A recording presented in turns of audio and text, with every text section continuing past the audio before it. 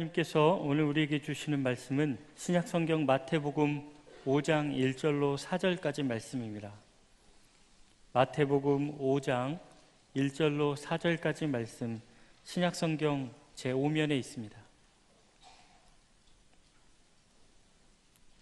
하나님 말씀 봉독하겠습니다.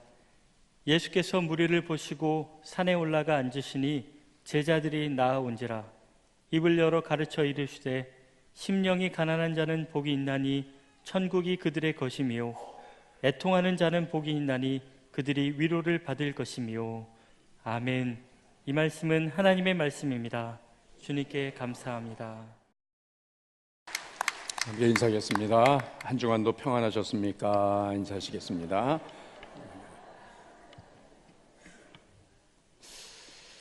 여러분, 한 주간 지내시면서 괴롭고 힘들고 억울하고 또 슬프고 그런 일들은 없으셨어요? 그래서 우리가 만날 때마다 우리는 안녕하십니까? 그렇게 인사하잖아요. 안녕하십니까? 안녕시 못한 우리의 삶 가운데. 그래서 언젠가 부목사님하고 병원 신방을 갔는데 집사님이 이제 수술을 하고 병상에 누워 있는데 부목사님이 이렇게 인사하는 거예요. 집사님이 안녕하세요. 그렇게 인사를 하더라고요. 어느 부목사님이라고는 제가 말 안 하게요. 제가 나중에 나와서 뭐라고 그랬어요. 그거 어울리는 인사말이 아니다. 어디 병원에 입원해가지고 지금 그 아픈 가운데 있는데 안녕하세요라고 그 분들께 어떻게? 근데 마땅히 할 말이 없다는 거잖아요, 사실은요. 여러분들 장례식장에 가서도 또 안녕하세요? 그게 맞는 말이에요? 아니잖아요. 그러니까 장례식장에 가서는 뭐라고 인사를 합니까? 뭐라고 위로의 말씀을 드려야 될지 모르겠습니다. 또 그렇게 인사를 하지 않습니까? 여러분, 우리가 사는 우리의 삶이, 세상이 정말 가슴 아프고 애통하고 눈물 흘리고 정말 이런 세상을 우리가 살아가고 있어요. 아침에 뉴스를 보면은 밤새 있었던 사건 사고를 늘 아침마다 알려주잖아요. 지난밤에 어느 동네에서 불이 나가지고서 그래서 몇 사람이 다치고 죽었다고, 또 어디에서는 또 자동차 사고가 나가지고서 그래서 또 지난밤에 또 몇 사람이 또 이렇게 사망했다고 그런 소식이 들려오고요. 지구촌 곳곳에서 지진도 일어나고 쓰나미도 오고 화산도 폭발하고 별의별 전쟁도 일어나고 그런 일들을 당할 때마다 우리 인생은 정말 눈물을 흘릴 수밖에 없는 건 슬퍼하면서 애통해하면서. 여러분, 어차피 우리 인생은 울면서 태어난 거 아닙니까? 여기에 어느 한 사람도 울면서 태어나지 않은 사람은 한 사람도 없어요. 태어날 때 야호 신난다, 기대된다, 나는 이제 행복한 인생을 살 거야, 할렐루야 하면서 태어난 사람 한 사람도 없어요. 다 울면서 태어난 거예요. 울면서. 엄마하고 지금 이제 떨어지는 슬픔 때문에, 이 헤어지는 슬픔 때문에 울면서 태어나는 거거든요. 그래서 일생을 우리는 많은 눈물을 흘리면서 살아가고 있어요. 오늘 강단 배경 그림이 바뀌었습니다. 모세가 홍해 바다를 가르는 이 장면으로 바뀌었는데, 제가 이 그림을 보고 있으려는 보니까는 그 홍해 바다 저 물 있잖아요. 저 넘치는 저 물이, 제가 저희 딸들을 미국에 떠나보내고 이 티네이저 때, 아이들이 고등학교 다닐 때, 또 대학교 초년생 때, 아직은 성인이 되지 않았을 때, 그때 1년에 한 번 아이들을 보러 가지 않습니까? 그 아이들을 보고 반가워서 어쩔 수 없이 또 끌어안고 그렇게 하다가 며칠 지나고 나면 또 한국으로 제가 돌아와야 되니까, 돌아올 때는 얼마나 눈물을 많이 흘리고 오는지 몰라요. 그래서 저한테 이제 우리 성도들께서 목사님 어떻게 그렇게 딸들을 걷다 떼어놓고 살아요? 라고 그렇게 저한테 위로의 말을 하지 않습니까? 그러면 그때 제가 이런 말을 했어요. 제가 저 태평양의 그 물이 다 내 눈물이었다고. 내가 태평양 건너다니면서 너무나 울어가지고 이 태평양을 내 눈물로 채웠다고. 근데 저거 보니까 그때 생각이 나더라고요. 저 정말 눈물 많이 흘렸어요. 어려서부터 좀 눈물이 많았습니다. 제가 이 좀 감성적인 부분이 있어갖고 심지어는 저 아내랑 살면서 어떨 때는 TV를 이렇게 볼 때 그 무슨 드라마든지 무슨 뭐 다큐멘터리 무슨 또 개인의 이야기들 뭐 인생 극장 뭐 그런 거 볼 때 막 눈물이 철철철철 막 흘러요. 그럼 제 아내가 그래요. 이 남자가 뭐 그런 거 보고 그렇게 우냐고. 남자는 울면 안 된다 그러는 거잖아요. 그러나 여러분 그 현장을 보면서 그 그림을 보면서 어떻게 울지 않을 수밖에 없어요. 정말. 그런데 여러분 오늘 주님께서는 이 애통하는 자는 복이 있나니 저희가 위로를 받을 것이며 라고 하는 이 말씀으로 제자들을 축복하시는 이 말씀은 인생을 살면서 그냥 모든 사람들이 그저 인생의 그 버거운 짐으로 또 슬픔을 당했을 때 그럴 때 뭐 복이 있다 그렇게 말씀하시는 건 아니에요. 모든 사람들이 다 이 말씀에 해당되는 건 아니고 주님을 따르고자 하는 제자들, 그 성도들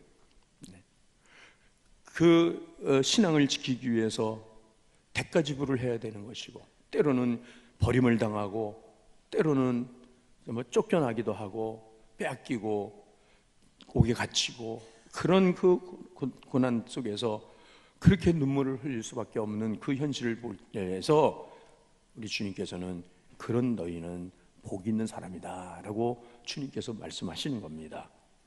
여기에 이 일반적인 그 슬픔, 일반적인 애통에 대한 말씀은 아니에요. 이게요. 여러분들 슬픔이라고 하는 감정은 그건 사람마다 다 다르거든요. 그러니까는 어떤 슬픔은 작은 슬픔이고 어떤 슬픔은 정말 엄청 큰 슬픔이란 말이에요. 그러나 그걸 각각 느끼기에 자기 주관적인 자기의 그 감정이 다 다른 거예요. 그래서 그냥 뭐 애통하는 자 위로받는다 그냥 이 정도 하시는 말씀이 아니고 여기에 이 애통이라고 하는 것은 슬퍼하는 것은 슬픔이라고 하는 것은 이것은 내 인생에서 가장 큰 슬픔, 가장 큰 아픔, 아주 고통스러워. 그래서 정말 숨이 막히고 벌벌벌 떨리고 막 하늘이 막 무너져 내리는 것 같은 그러한 그 슬픔, 그 애통함, 그것을 주님이 말씀하시는 거예요.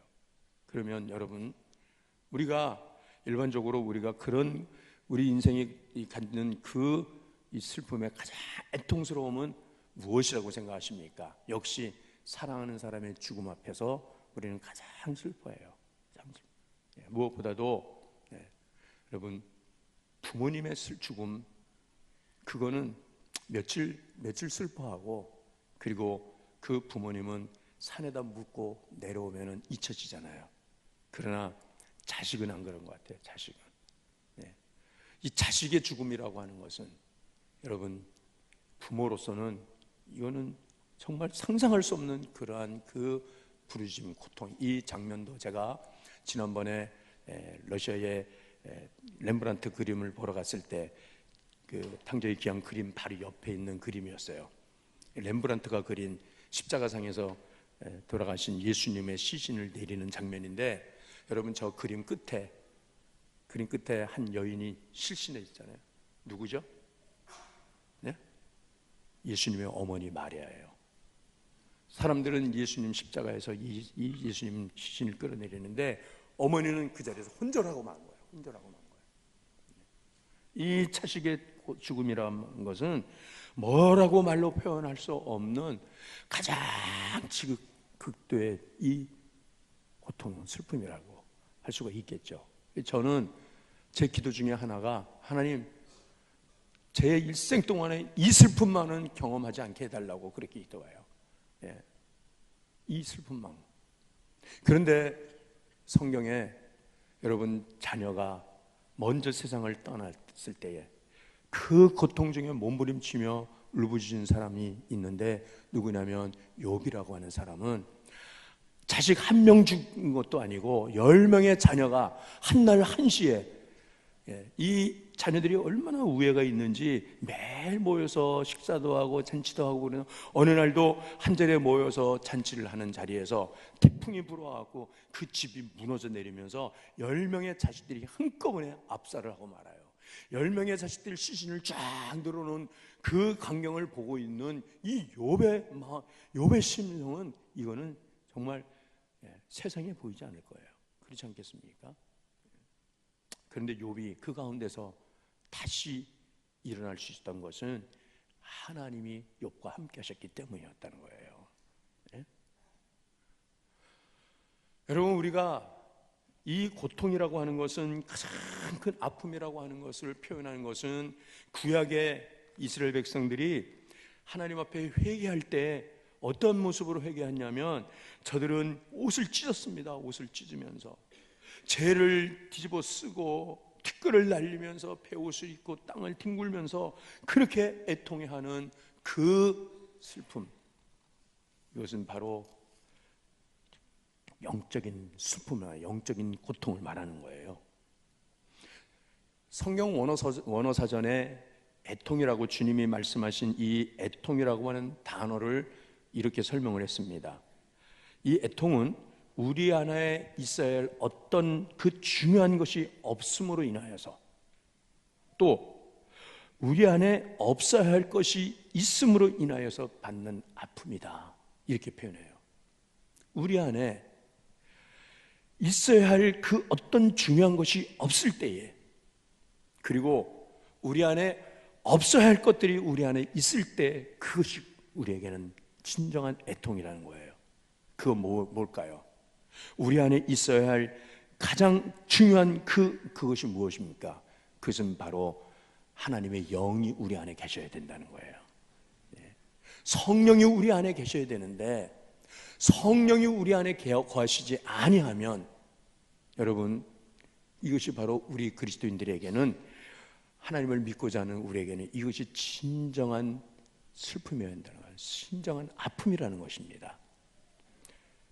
고린도서 3장 16절 말씀에, 너희는 너희가 하나님의 성전인 것과 하나님의 성령이 너희 안에 계시는 것을 알지 못하느냐라고 말씀하십니다. 방송실 자막을 좀 잘 띄워줘요. 여러분, 우리 안에 하나님의 영이 거하십니다. 그래서 우리가 성전이라고 말하는 것이에요. 그런데 하나님의 영이 거하시지 않는다고 하면 우리는 성전의 삶을 살지 못한다는 겁니다. 빈 껍데기입니다. 그냥 육신입니다. 그냥 뼈와 살로 살아가는 이 육체로만 살아가는 그리스도인이라고 하면, 여러분, 이것은 진정으로 영적으로 우리는 정말 슬퍼할 수밖에 없는 자들이잖아요. 그러면 왜 하나님의 성령이 우리 안에 거하시지 않습니까? 그것은 바로 우리가 하나님 앞에 범죄함으로 인해서 성령님이 내게서 떠나신다. 다윗이 그것을 알게 돼요. 다윗이 그것을 깨달았어요. 우리아의 아내 밧세바와 통관한 후에 나단 선지자가 다윗을 찾아와서 심하게 책망을 하지 않습니까? 그럴 때 다윗이 숨겨놨던 자기의 죄를 하나님 앞에 다 오픈하면서 그가 회개를 하기 시작하는데, 그때 다윗이 뭐라고 하나님 앞에 회개 기도를 했습니까? 시편 51편 10절 11절 말씀 같이 읽겠습니다. 자, 시작. 안에 정직한 영을 새롭게 하소서. 나를 주 앞에서 쫓아내지 마시며 주의 성령을 내게서 거두지 마소서. 범죄한 다윗에게 주의 영이 떠나셨다는 거예요. 그러므로 내가 다시 회개합니다. 그래서 나를 주 앞에서 쫓아내지 마시고 또 주의 성령을 내게서 거두지 마시옵소서. 주의 성령이 내게서 떠나지 않게 해주시옵소서라고, 그렇게 다윗이 하나님 앞에 그렇게 기도를 하는 거예요. 눈물로 그 침상을 띄웠다 그랬어요. 얼마나 많이 울부짖었으면 그 침상이 눈물에 떴다는 거예요. 바울 사도에게도 이러한 애통함이 있었어요. 바울 사도는, 그는 사도로서 하나님 앞에 이렇게 믿음으로 바르게 서서 사는 그런 삶이었다고 하지만은, 그러나 정작 자기 안에 두 가지 법이 항상 갈등을 하고 싸우고, 그러면서 뭐라고 고백합니까? 로마서 7장 22절 23절 말씀 함께 같이 있습니다. 시작. 내 속사람으로는 하나님의 법을 즐거워하되 내 지체 속에서 한 다른 법이 내 마음의 법과 싸워 내 지체 속에 있는 죄의 법으로 나를 사로잡는 것을 보는도다. 여러분, 우리 안에 하나님의 성령이 거하셔야 되는데 우리가 육신의 법을 자꾸 우리 마음을 살아 죄의 법 아래로 우리는 나를 끌고 가는 것, 이것 때문에 하나님, 내 영혼이 애통합니다. 내가 하나님 앞에 나 부르짖습니다라고 하는 이러한 이 애통함이, 이러한 이 눈물 흘림이 나에게 있습니까? 이것이 없다고 하면 우리는 여러분 형식적인 종교인으로 살아갈 수밖에 없는 거예요. 누가복음 18장에는 두 사람이 성전에 함께 기도하러 올라가는데 한 사람은 바리새인이요 한 사람은 세리라고 말씀했어요. 이 바리새인은 하나님 말씀 따라 율법을 따라 바르게 살아갑니다. 죄 안 짓고. 그러면서 하나님 앞에 뭐라고 하나님 앞에 기도합니까? 손을 들어서 하나님 감사합니다. 하나님, 제가 일주일 지내는 동안에도 제가 주의 말씀을 어긴 것이 없고요, 제가 2번이나 금식을 했고요, 2주일에도. 그리고 제가 10배 1조를 정확히 하나님 앞에 내어드렸습니다. 나는 저 세리와 같이 토색하지도 않았습니다. 저 세리처럼 죄 짓지 않았습니다 하면서 하나님 앞에 자기 의로움을 자랑하는 거예요. 감사하는 거예요. 그럼 하나님이 그 기도를 받으셨다 그랬습니까? 아니라고 했어요. 여러분, 세리는 어떻겠습니까? 하나님, 저는 얼굴을 들 수 없어요. 감히 내가 하나님 앞에 뭐라고 말할 게 없습니다. 가슴을 치면서 하나님, 죄인입니다. 제가 죄인입니다. 저를 불쌍히 여겨주세요 라고 할 때에, 그럴 때에 하나님께서는 그 세리의 기도를 들으시더라고요. 사랑하는 진광의 여러분, 우리가 믿음 생활하면서 우리의 애통이라고 하는 것은 세상의 것이 내게 없어가지고, 돈이 없어서, 먹을 양식이 없어서, 내가 건강하지 못해서, 내게 직업이 없어서, 직장이 없어서, 사랑하는 가족이 없어서, 그래서 그것이 내게 슬픔이 아니라 하나님의 성령이 나와 함께 하시지 아니하는, 내가 죄악된 삶을 내가 살아가고 있는 이 현실 때문에 나는 하나님 앞에 나올 때마다 감히 하나님 앞에 얼굴을 들 수 없습니다. 나는 죄인입니다 라고 그렇게 애통하는 심령, 우리 하나님이 그 심령을 귀하게 보신다는 거예요. 그 애통하는 자에게 하나님께서 하나님의 위로의 복을 주신다는 이 말씀인 것입니다. 여러분, 우리 안에 있어야 될 것이 무엇입니까? 예수 그리스도의 마음이 우리 안에 있어야 되는 거 아니겠습니까? 그리스도인으로 예수 믿는 사람이라고 내가 그렇게 하며 산다고 하면, 빌립보서 2장 5절 말씀에 이 말씀을 우리에게 또 하십니다. 같이 읽겠습니다. 시작. 너희 안에 이 마음을 품으라. 곧 그리스도 예수의 마음이니. 우리 안에 그리스도 예수의 마음이 있어야 되는데 예수님의 마음이 없단 말이에요. 예수님의 마음이 없어. 바리새인의 마음을 가지고서 다른 형제 정죄하고 판단하고 손가락질하고 비난하고 불쌍히 여기는 마음이 없고, 여러분, 내 안에 그리스도 주님의 마음이 없어서 제가 심히 애통합니다 라고 하는 이 고백이, 여러분, 오늘 이 아침에도 우리가 하나님 앞에 이 고백이 들어질 수 있는 저 모든 사람들이 되시기를 바랍니다. 모든 성도들이 되시기를 바랍니다. 이럴 때에 우리 주님께서 우리와 함께 하신다고 말씀하십니다. 특별히 여러분, 우리는 그리스도인으로서 나 자신뿐만 아니라 나는 세상을 향하여서, 우리 공동체를 향하여서, 우리 자녀들을 위하여서, 여러분, 우리는 애통함이 우리에게 있어야 하는 것이죠. 여러분, 예수님께서 예루살렘을 바라보시면서 예수님이 얼마나 애통해 하셨습니까? 마지막 주님께서 십자가 지러 나가시기 전에 마지막 겟세마네 동산에서 예루살렘을 바라보시면서 통곡을 하면서 그랬어요. 예루살렘아, 예루살렘아, 내가 너를 품으려 한 것이 암탉이 병아리를 품으려 한 것처럼 그렇게 너희를 품으려 했지만 너희는 나를 받아들이지 않는구나. 예루살렘을 향하여서 그렇게 눈물을 흘리시면서 예수님이 우셨다는 거예요. 여러분, 우리는 우리 이 교회를 위해서 눈물로 기도해야 할 줄로 믿습니다. 우리 나라 민족을 위해서 눈물로 기도해야 한다는 것이에요. 3.1 만세 독립운동을 통하여서 그 우리의 믿음의 선진들이 그 목숨을 내놓고서 그렇게 이 땅 자주 독립을 이렇게 목놓아 그렇게 외쳤던 저들의 그 눈물을 하나님께서 보신 것 아니겠습니까? 그래서 우리에게 이러한 이 자유민주주의 국가로 하나님께서 우리를 세워주신 거예요. 로마서 9장 1절 말씀에 이 바울은 자기 안에 끊임없는 고통이 있다고 이렇게 고백합니다. 한번 말씀 읽겠어요. 시작. 내가 그리스도 안에서 참말을 하고 거짓말을 아니하노라. 나에게 큰 근심이 있는 것과 마음에 그치지 않는 고통이 있는 것을 내 양심이 성령 안에서 나와 더불어 증언하노니. 무엇입니까? 내 구원받지 못한 내 동족들, 아직까지 예수 믿지 못하는 내 형제들, 그들을 볼 때 눈물로 하나님 앞에 바울 사도는 기도했습니다. 오늘부터 우리가 행복 모임을 시작하면서 10주 동안 여러분, 우리는 그저 또 행복 모임이야? 그렇게 하지 마시고 구원받아야 될 내 형제, 내 이웃, 내 친구, 내 동족들을 위해서 하나님 앞에 눈물로 이 바울 사도의 끊이지 아니하는 이 고통의 심령이 우리에게 전한 거에서, 그래서 우리가 하나님 앞에 눈물로 기도해야 한다는 것입니다. 이 눈물을 우리 하나님께서는 귀하게 보시는 거예요. 예수님께서 십자가를 지시고 겟세마네 골고다로 올라가실 때 예루살렘의 여인들이 예수님의 뒤를 따라가면서 통곡을 하면서 따라갔어요. 그럴 때에 예수님께서는 그 여인들을 바라보면서 뭐라고 말씀하셨습니까? 누가복음 23장 28절 말씀 읽겠습니다. 시작. 예루살렘의 딸들아, 나를 위하여 울지 말고 너희와 너희 자녀를 위하여 울라. 너희와 너희 자녀를 위하여 울라는 거예요. 여러분, 우리의 자녀들을, 우리 다음 세대들을 생각할 때 너무 가슴이 아파요. 너무. 이 자녀들이 세대에 얼마나 이 세대가 험악해진 세대가 될까. 여러분, 지금 대학 캠퍼스에서 예수 믿는 대학생들이 불과 3%밖에 되지 않는다는 겁니다. 여러분, 이 우리의 자녀들, 이들을 그냥 둘 수 있겠습니까?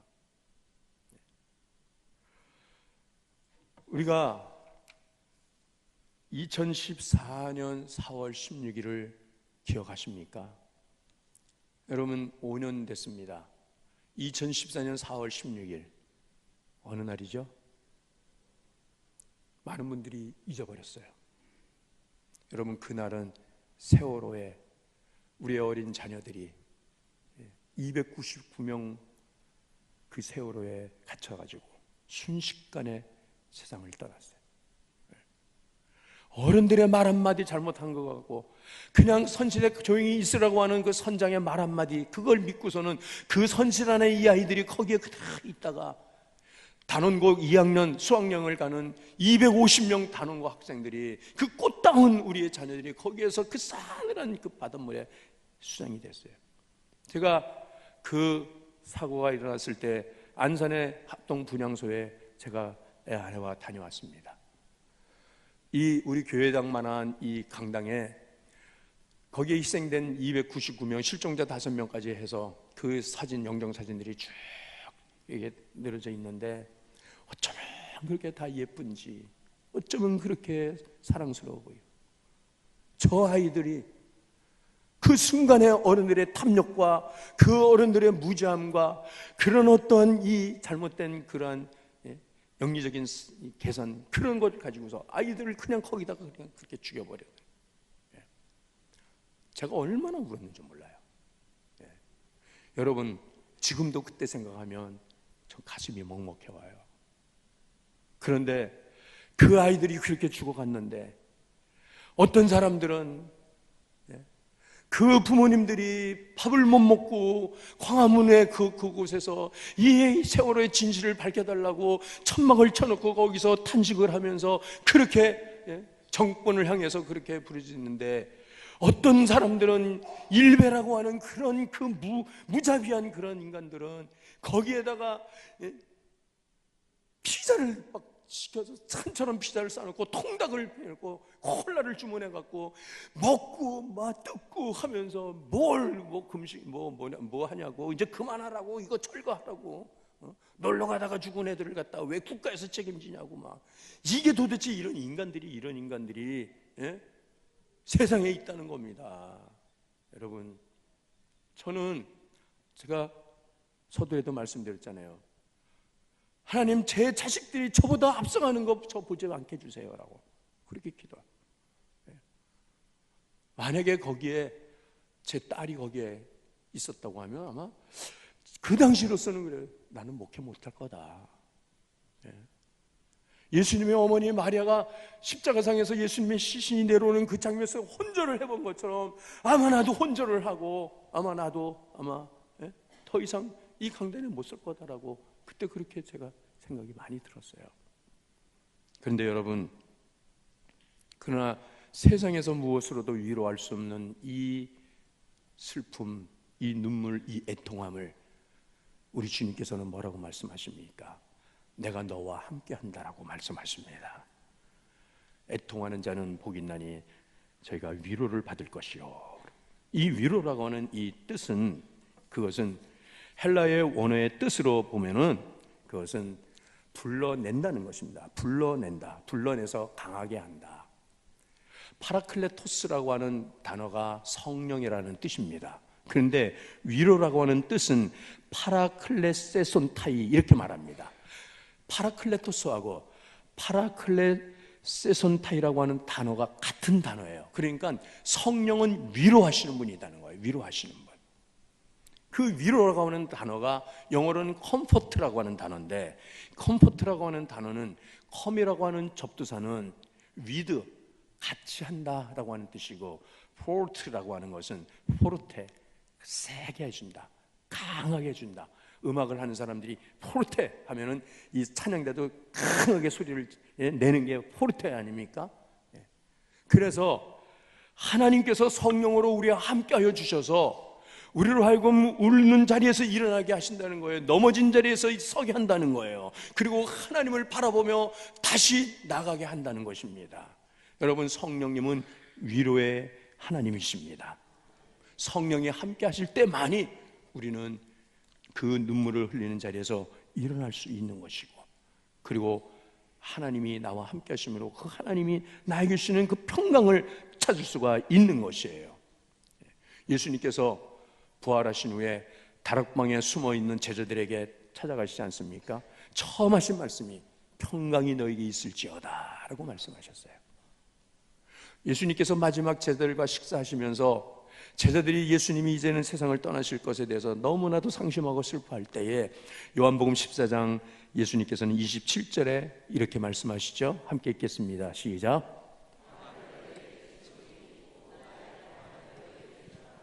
내가 너희에게 주는 것은 세상이 주는 것과 같이 아니하니라. 너희는 마음에 근심하지도 말고 두려워하지도 말라. 아멘. 우리 주님만이 우리에게 평안을 주십니다. 우리 주님만이 우리를 위로하십니다. 위로의 성령님이 우리를 함께 하셔서 파라클레세손타이, 불러내서 함께 한다라고 하는 이 말은, 여러분, 우리가 지극한 슬픔 가운데 우리가 잠기면 아무 일도 하고 싶지 않고, 먹을 맛도 안 나고, 어디 외출하고 싶어 들어누워. 이때의 위로는 무엇이냐면 파라클레레손타이라고 하는 것은 불러내서 함께 한다는 거예요. 너 그렇게 누워있지 말어. 나와. 야, 나와서 자, 가서 맛있는 거 우리 함께 먹자. 나와서 한번 극장 한번 가자. 나와서 한번 바람 쐬자. 드라이브 한번 하자. 여러분, 그것이 위로라는 것입니다. 하나님께서 우리를 불러내십니다. 하나님께로 우리를 불러내주시는 것이 바로 진정한 위로라고 하는 말씀입니다. 그리고 성령으로 우리를 강건하게 하신다는 것입니다. 성령님이 함께 하실 때 우리는 진정으로 강건한 사람이 될 줄로 믿습니다. 그 눈물 가운데, 그 고통 가운데서도 욥이 10명의 자식의 시신을 앞에다 쭉 늘어놓고서 정말 하늘이 무너지는 그 욥의 그 애통, 그 고통 속에서 욥이 다시 하나님을 보지 않습니까? 주신이도 여호와시요 거두가신도 여호와시니 오직 여호와 하나님만이 찬양을 받으시기를 원합니다. 하나님이 주시는 그 위로를 받을 때 욥이 그 자리에서 다시 회복이 되어지는, 욥기 42장에 그 욥의 말년에 하나님께서 그를 고난당하기 전에 갑절로 축복하시는 말씀이 나오지 않습니까? 여러분, 하나님은 위로의 하나님이세요. 믿음을 지키기 위해서 당하는 그 부담, 그 부당한 대우, 빼앗기고 옥에 갇히기도 하고 거절당하기도 하고 버림당하기도 하고 심지어는 죽임을 당하기도 하는 그러한 그 성도들의 애통함 우리 주님께서 아십니다. 그리고 내가 너와 함께한다. 내가 너를 강하게 한다. 내가 너를 힘있게 해준다. 여러분, 그래서 우리 하나님은 위로의 하나님이시라고 말씀하죠. 고린도후서 1장 3절 4절 말씀 같이 읽겠습니다. 자, 시작. 찬송하리로다. 그는 우리 주 예수 그리스도의 하나님이시요 자비의 아버지시요 모든 위로의 하나님이시며 우리의 모든 환난 중에서 우리를 위로하사 우리로 하여금 하나님께 받는 위로로서 모든 환난 중에 있는 자들을 능히 위로하게 하시는 이시로다. 아멘. 여러분, 우리가 애통해할 때, 우리가 눈물을 흘리고 슬퍼하고 가슴을 칠 때, 여러분 돈 몇 푼 준다고 그게 위로가 되겠습니까? 여러분, 자식을 저 차디찬 바닷물에다 수장을 시키고 시신도 찾지 못하고 그런 그런 부모한테, 그런 가정에 여러분 뭐 보상금이라고 얼마 준다고 그게 위로가 되겠냐고요. 그들이 돈 받자고 거기서 그렇게 텐트 치고 그 많은 날들을 그 세월호 가족들이 그렇게 거기서 울부짖었냐고요. 저들을 무엇으로 위로할 수 있어요? 아직도 저들은 위로받지 못하고 있어요. 그러나 그 가운데서 하나님을 믿는 성도들은 의연히 일어나는 것이고, 다시금 내 자식이 다 하지 못한 것, 이 부모가, 이 엄마가, 아빠가 살아있는 동안 네 목 다 하겠다라고 하면서 주의 일에 더 힘을 쓰고 몸된 교회 저 열심히 섬기는 우리 안산에 있는 우리 믿음의 형제들의 교회에 그 가족들이 지금 더 열심히 믿음 생활하는 모습들을 볼 수가 있는 겁니다. 여러분, 내가 누구보다 배우지 못했다고 슬픕니까? 나는 가족도 없어서 외롭고 그래서 혼자 있을 때 눈물을 흘립니까? 여러분, 그 어떤 것들이 없어서 우리가 슬퍼하는 사람들이 아니라, 여러분, 진정으로 우리 성도는 하나님의 영이 우리와 함께 하시지 아니하는 것을 인해서, 내가 범죄함으로 인해서, 하나님 앞에 불순종함으로 인해서 하나님을 떠나는 삶을 내가 살 때 하나님의 영이 나에게서 떠나는 이런 영적인 애통, 영적인 고통을 우리가 알아야 한다는 것입니다. 그러면서 하나님 앞에 우리가 바로 서로 다시 바르게 돌아오고, 그럴 때 하나님이 우리와 함께하여 주셔서 하나님께 받는 위로로 말미암아 이제는 우리가 그 위로로 끝나는 것이 아니라 또 환난 중에 있는 다른 성도들을, 다른 형제들을 위로하는 자가 되어야 하는 겁니다. 여러분, 우리가 행복 모임을 시작하는 것은 우리 인생이 행복하지 않기 때문에 행복 모임을 하자는 거예요. 어차피 여러분, 돈을 아무리 많이 번다 할지라도 행복하다고 말할 수가 없는 것이고, 세상에 어떤 지위와 어떤 권세를 얻는다 할지라도 그것이 행복이 아니고, 세상에 무엇으로도 우리는 행복을 찾을 수 없습니다. 오직 우리 하나님만이 우리에게 행복을 주시는 분이십니다. 이 주님의 복음을 알지 못하는 사람들에게 복음 전하자고 10주 행복 모임을 시작하는 그 자리에 환난 당한 자들, 위로가 필요한 이웃들, 내 형제들 불러서 저들을 위로하고 저들에게 우리 인생의 모든 문제를 해결하신 예수 그리스도의 그 복음을 전해주는 이 자리가, 우리 행복 모임의 자리가 꼭 될 수 있기를 바랍니다. 여러분들 한 사람이라도, 또 한 사람이라도 불러서 복음을 전해서 5월 12일 날 우리 행복 모임, 이 행복 나눔 축제, 하나님께서 많은 영혼들을 구원해내는 이러한 우리 진광교회, 이 교회를 통해서 하늘의 위로가 넘치는 우리 모든 성도들 되시기를 주의 이름으로 축원합니다. 우리 함께 오늘 이 말씀을 가지고 함께 기도합니다. 내 안에 없어야 할 것으로 우리는 날마다 채워나가고 있습니다. 그러나 있어야 할 하나님은 내 안에 없습니다. 그래서 애통할 수밖에 없습니다. 하나님 앞에 자신이 깨어질 때, 그때 하나님이 다시 우리를 붙들어 주시고 하나님 다시 위로하십니다. 우리 이제 이 말씀을 붙들며 우리 함께 하나님 앞에 기도합니다. 우리 아버지 하나님,